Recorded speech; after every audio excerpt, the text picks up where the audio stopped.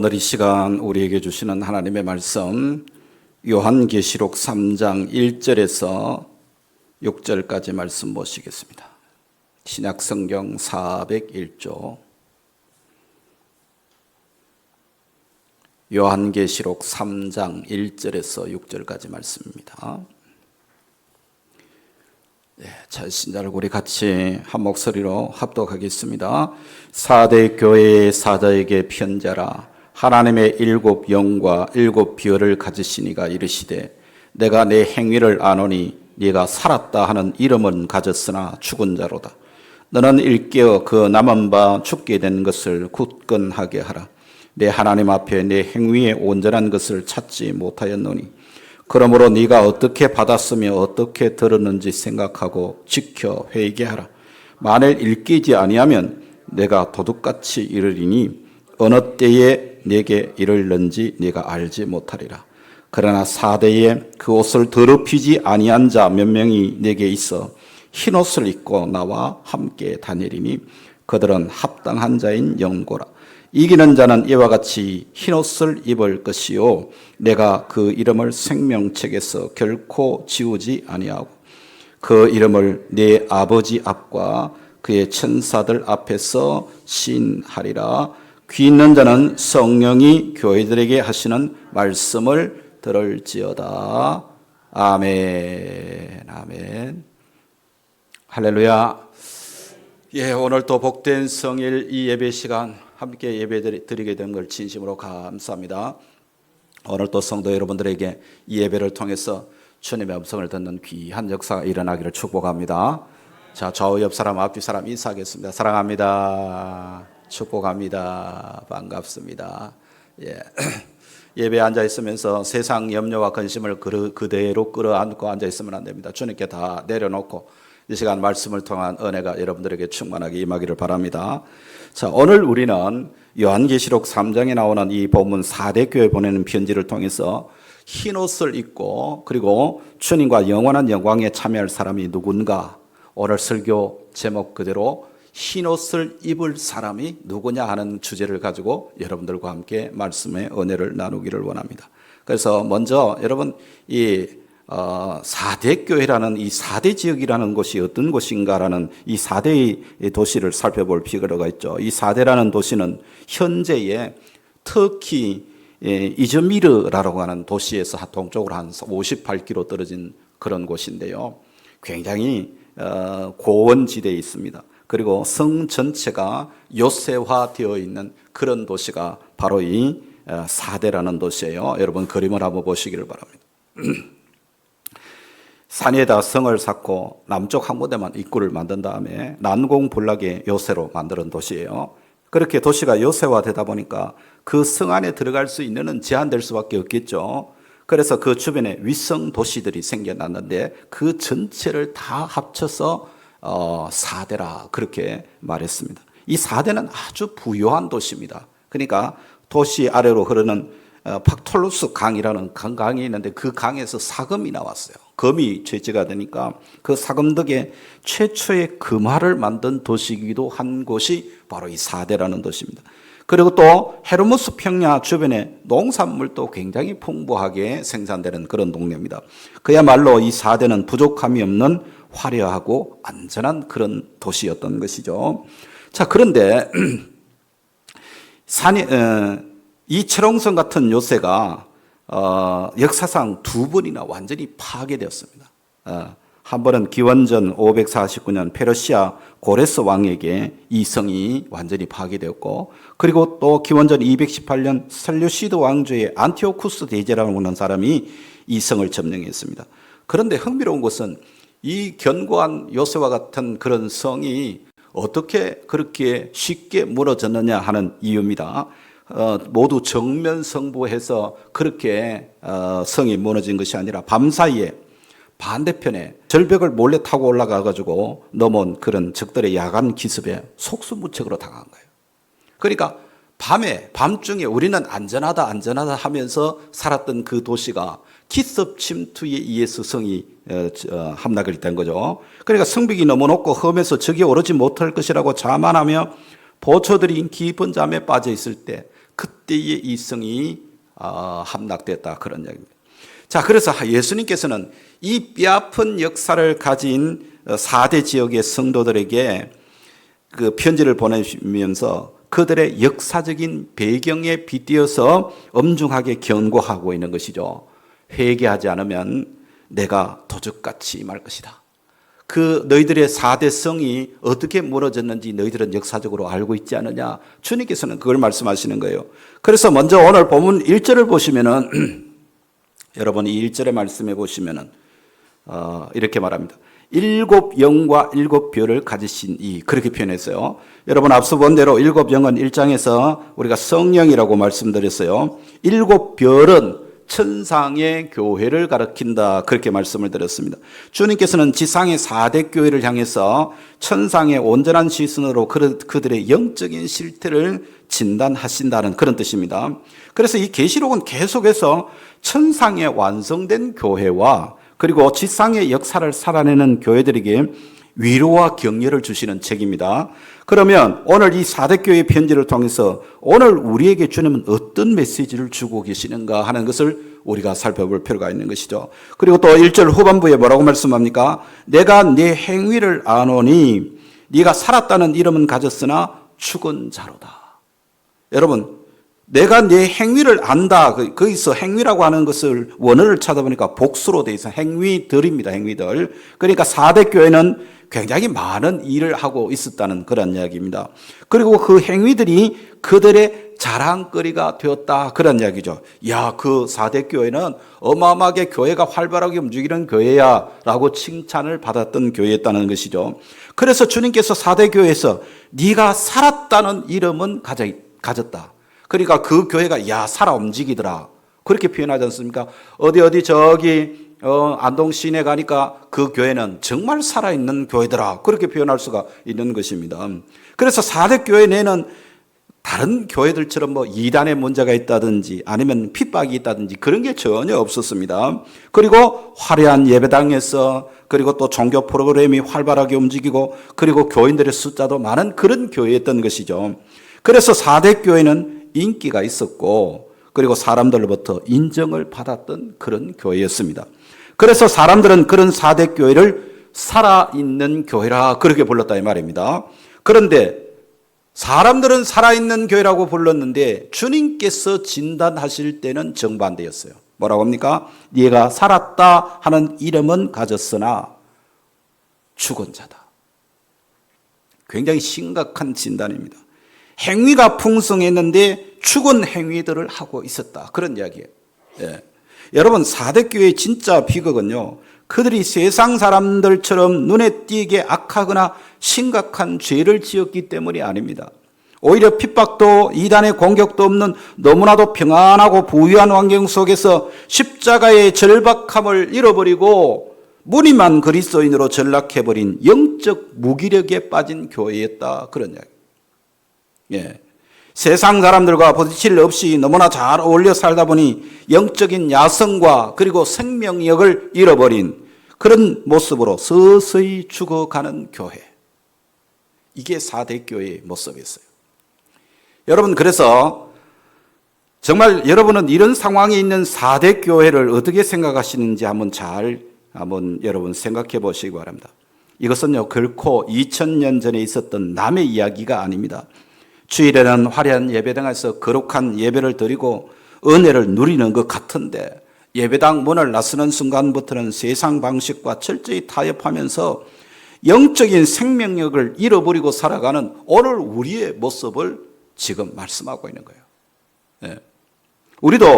우리 교회에서는 직분을 맡고 예배 자리를 지키며 봉사도 열심히 합니다. 교회 안에서는 누가 봐도 훌륭한 살아있는 그런 신앙인입니다. 하지만 우리의 일상이 어떤가? 예배당 문을 나선 이후부터 우리의 삶의 모습을 스스로 돌아보십시오. 일터나 사업장에서 10원 한 장 손해보지 않으려고 세상 사람들보다 더 날이 쓴 모습으로 그렇게 살아가고 있지 않습니까? 다른 사람이 볼 때는 점잖은 그러한 교인인데 정작 가정에서는 배우자와 자녀들에게 상처를 주며 살아가고 있지 않습니까? 자녀의 입시, 취업, 결혼, 중대한 결정 앞에서 신앙 원리는 온데간데 없고 그저 세상 성공 기준을 들이밀면서 닥달하면서 그렇게 살아가고 있지 않습니까? 목사인 저 역시 예외가 아닙니다.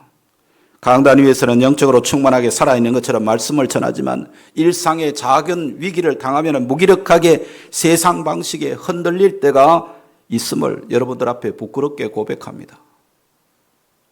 경건의 모양은 있으나 경건의 능력을 잃어버린 모습, 겉으로는 아름답게 꾸며져 있으나 속에는 죽은 냄새가 나는 회칠한 무덤 같은 모습, 이것이 바로 4대 교회의 영적인 현실이자 오늘 이 시간 현대를 살아가는 우리 그리스도인의 모습이 아닌가 하는 그런 이야기죠.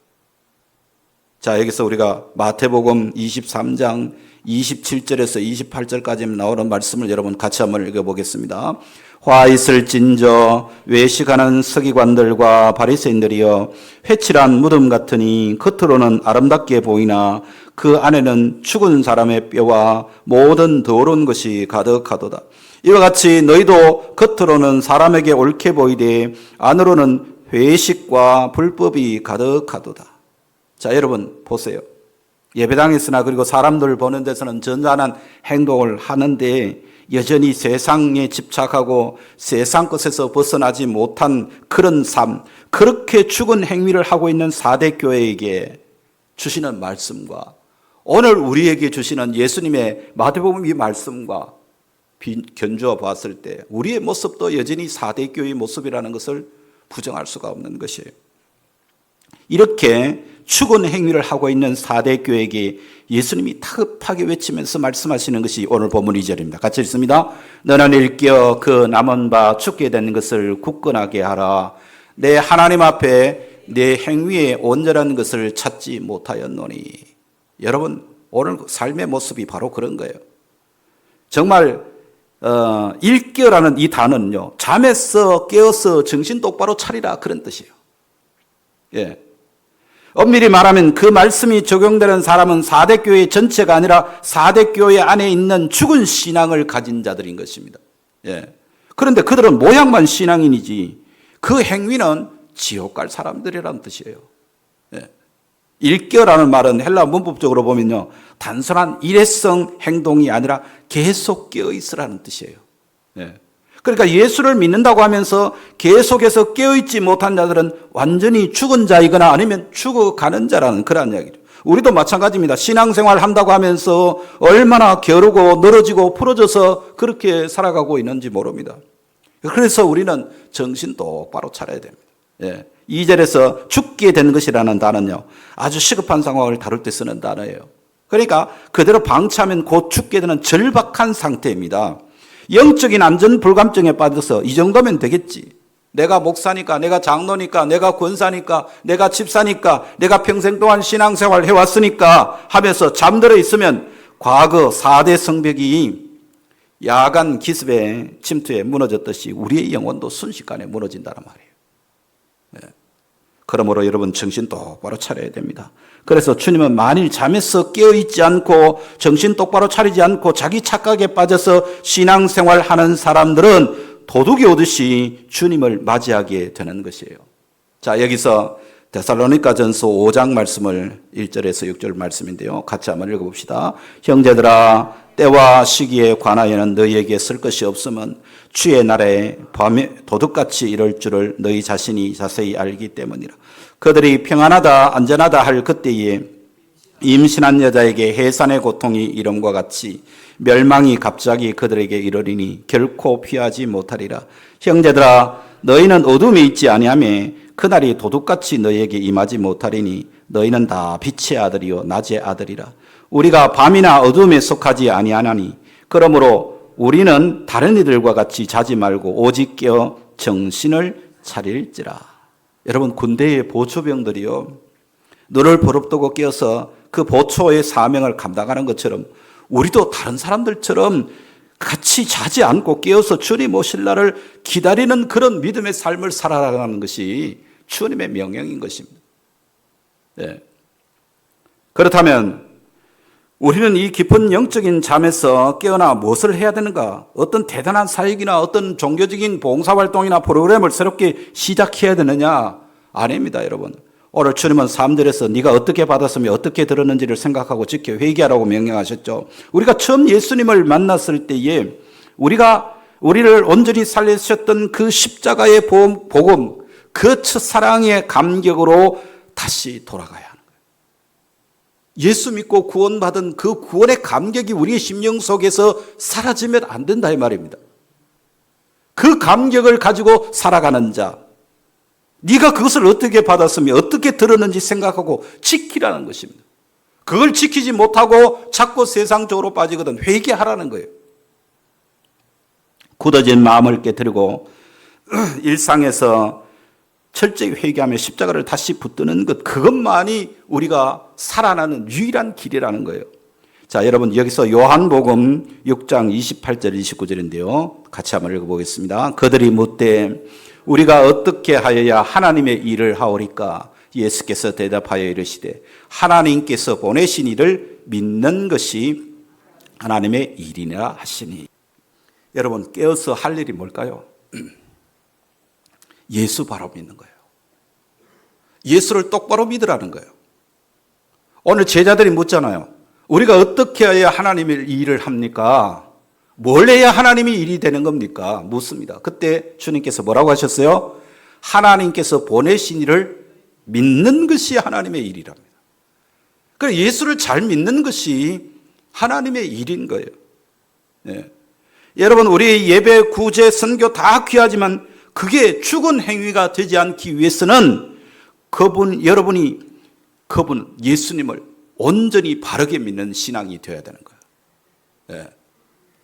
바른 복음을 배우고 그 복음을 붙들고 날마다 회개하며 예수 그리스도와의 인격적인 관계를 맺고 사는 사람들의 삶 속에서는 예수님께서 인정하시는 바른 행위가 예배당 안에서뿐만 아니라 우리의 일상에서도 나오게 되어 있는 것입니다.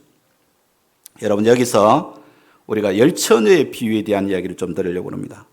신부의 들러들이 준비하고 있는 것이 바로 우리 성도의 삶의 자세라는 것을 다시 한번 여러분 깨달아야 됩니다. 예수 그리스도를 참되게 믿는 심령과 성령의 동행하심이 성도들의 옳은 행실이에요. 잠이 들었던 처녀들은 미처 그것을 준비하지 못하고 나중에 기름 나누어 달라고 요청하죠. 그러나 기름을 준비한 처녀들은 매몰차게 거절합니다. 왜요? 그 성도들의 믿음과 성령의 은혜는 나누어 줄 수 없는 것입니다. 네. 평소에 매일매일 깨어서 내가 준비해야 되는 것이에요. 다른 사람이 대신할 수 있는 것이 아니죠. 자, 여기서 로마서 13장 11절에서 14절 같이 읽어봅니다. 또한 너희가 이 시기를 알거니와 자다가 깰 때가 벌써 되었으니 이는 이제 우리의 구원이 처음 믿을 때보다 가까웠습니다. 밤이 깊고 낮이 가까웠으니 그러므로 우리가 어둠의 일을 벗고 빛의 갑옷을 입자. 낮에와 같이 단정히 행하고 방탕하거나 술 취하지 말며 음란하거나 호색하지 말며 다투거나 시기하지 말고 오직 주 예수 그리스도로 옷 입고 정욕을 위하여 육신의 일을 도모하지 말라. 여러분 깨어있는 자들은 정신 똑바로 차리고 믿음, 소망, 사랑 안에 거하는 자들이어야 한다. 그런 이야기예요. 예. 자, 성경 한 곳 더 볼까요? 마태복음 24장 42절에서 44절입니다. 읽습니다. 그러므로 깨어있으라. 어느 날에 너희 주가 임할는지 너희가 알지 못함이니라. 너희도 아는 바니 만일 집 주인이 도둑이 어느 시각에 올 줄 알았더라면 깨어있어 그 집을 뚫지 못하게 하였으리라. 이러므로 너희도 준비하고 있으라. 생각지 않은 때에 인자가 오리라.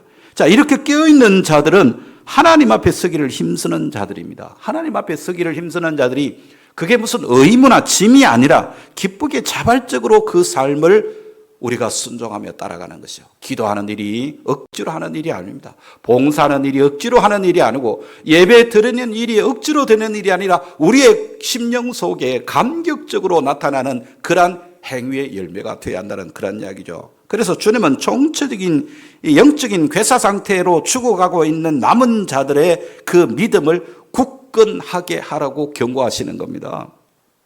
그리고 아울러서 그들은 하나님 앞에서 바른 신앙의 행위가 아니라 형식적인 신앙이기 때문에 2절 후반부에 뭐라 그랬어요? 내 하나님 앞에 네 행위와 온전한 것을 찾지 못했다고 책망하셨죠. 내 하나님 앞에서 내 행위와 온전한 것을 찾지 못했다는 이 문장의 주가 누구냐면은 바로 누가 찾지 못했다는 예수님이 주예요. 그러니까 우리 교회 즉 성도들의 행위는 사람들이 얼마나 박수를 쳐주고 사람들이 얼마나 교회를 칭찬하느냐 그게 중요한 게 아니에요. 그 교회 교인들 보니까 정말 잘하더라 하면서 세상 사람들이 인정해 주는 것이 우선이 아니라 주님이 인정을 받아야 합니다. 주님이 칭찬을 받는 신앙이 되어야 된다. 사람이 아무리 칭찬한다고 해도 그 행위가 죽은 행위가 될 수 있다는 그런 말이죠.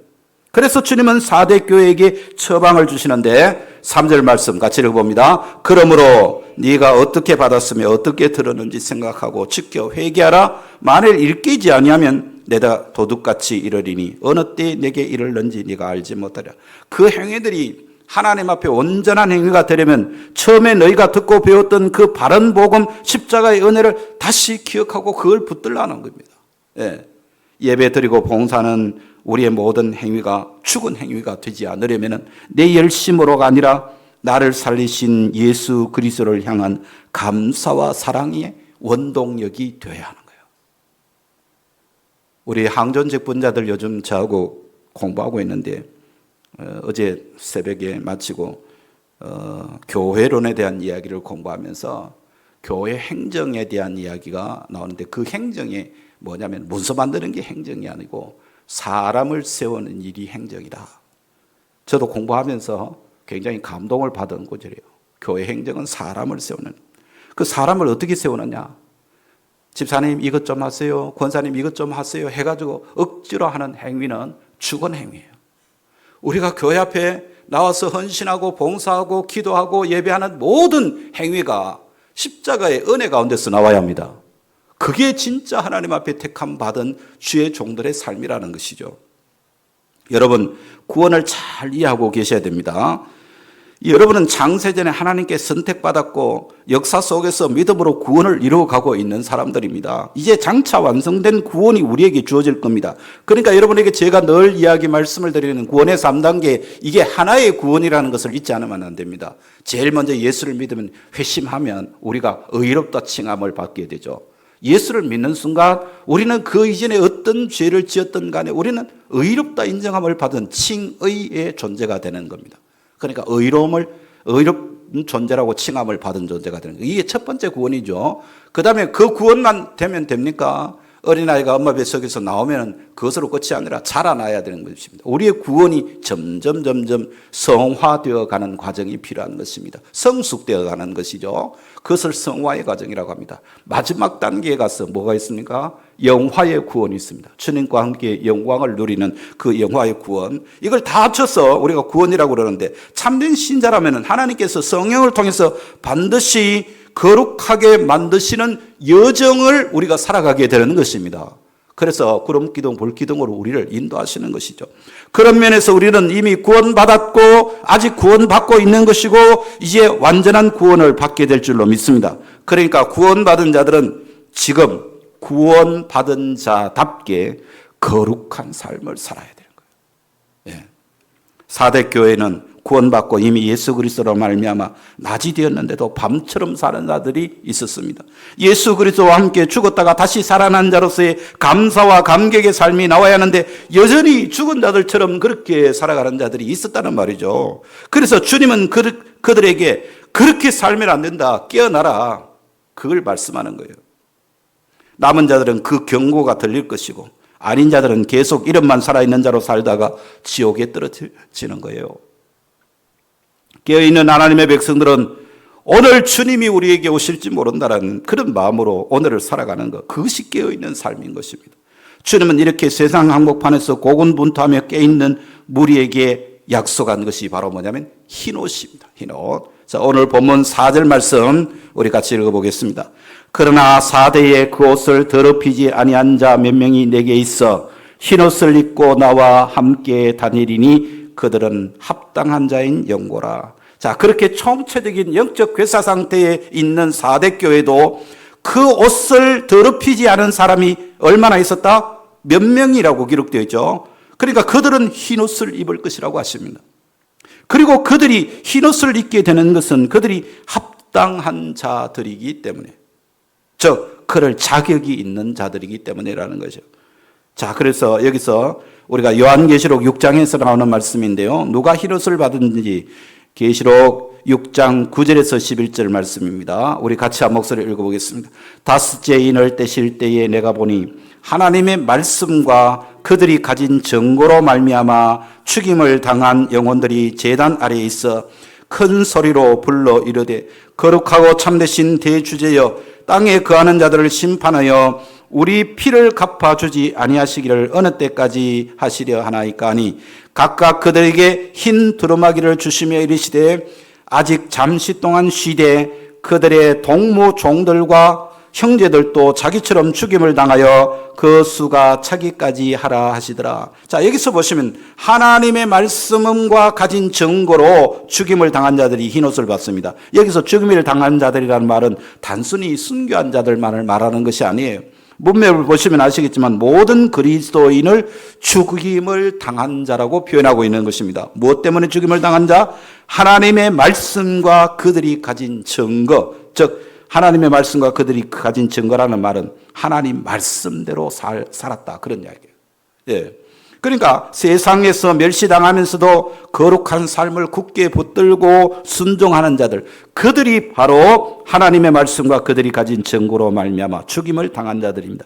그리고 그들은 그 증거를 그들 삶 속에서 가지고 있는 자. 이들에게 주어지는 것이 뭡니까? 흰옷, 흰 두루마기라는 거예요. 예. 우리 그리스도인들은 반드시 예수 그리스도와 연합한 삶을 살게 되어 있습니다. 그리스도와 연합된 삶이 그의 인생의 증거로 나타나게 되어 있죠. 그 삶을 살아낸 사람들만 흰옷을 입을 수 있는 것입니다. 그래서 이 흰옷이 도대체 뭘까? 요한계시록 7장 14절의 말씀에 보시면 나옵니다. 다시 읽어봅니다. 내가 말하기를 내 주여 당신이 아시나이다 하니 그가 나에게 이르되 이는 큰 환난에서 나오는 자들인데 어린 양의 피에 그 옷을 씻어 희게 하였느니라.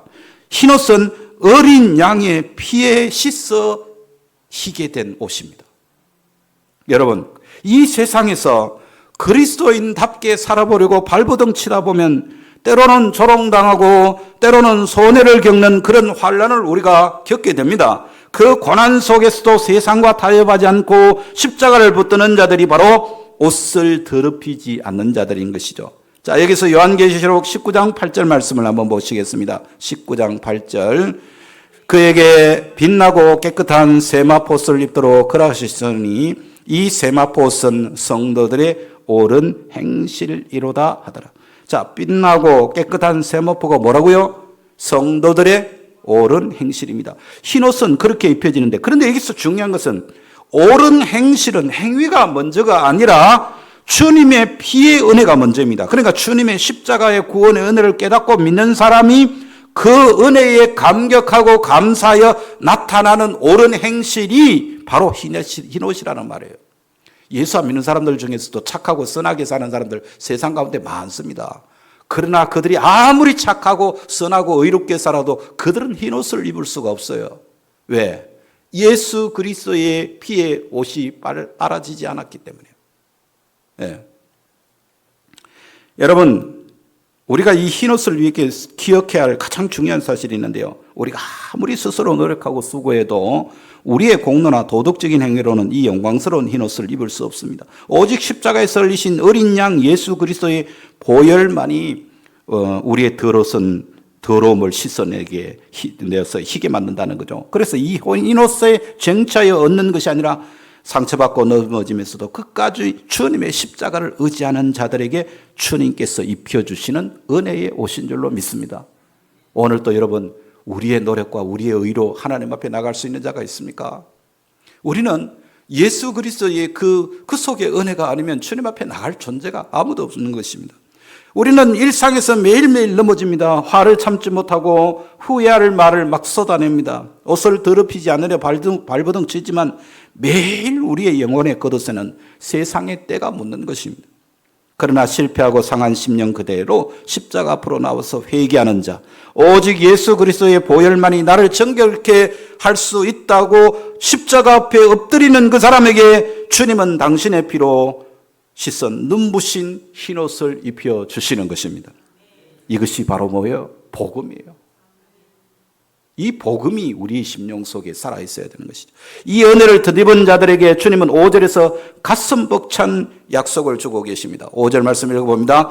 이기는 자는 이와 같이 흰옷을 입을 것이요 내가 그 이름을 생명책에서 결코 지우지 아니하고 그 이름을 내 아버지 앞과 그의 천사들 앞에서 시인하리라. 여러분, 마태복음에 예수님께서 똑같은 말씀을 하신 곳이 있습니다. 마태복음 10장 32절에서 33절 말씀입니다. 읽어봅시다. 누구든지 사람 앞에서 나를 시인하면 나도 하늘에 계신 내 아버지 앞에서 그를 시인할 것이요 누구든지 사람 앞에서 나를 부인하면 나도 하늘에 계신 내 아버지 앞에서 그를 부인하리라. 여러분, 주님이 인정하는 이들이 어떻게 살았습니까? 사람들 앞에서 삶으로 입으로 예수님을 시인하며 산 사람들입니다. 예.